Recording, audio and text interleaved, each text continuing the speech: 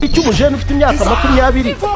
uri mu guti inkonda muri aka kanya ari mu isino bimaze iki dimwa hari abantu ababosi bari bwiruka rono utabirukana ko n'ababosi bamwe nabo ntibari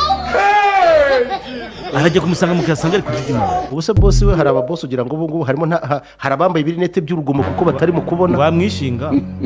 ariko burya niyo uri boss burya when you are boss hari icyo ugomba kwitonda akana ko nkabwiye ababosi bamwe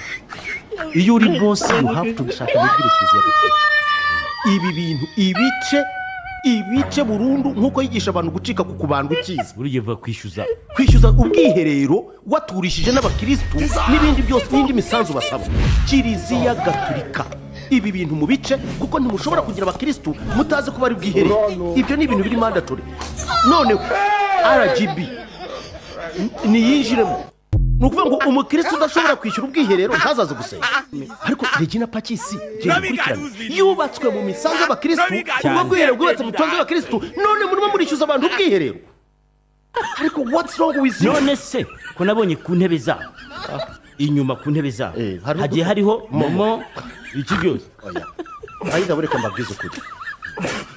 Kiliziya Gatolika nireba n'abo abantu bayicishamo ijisho kuko mutangiye kwitwara nka Kiyovu nka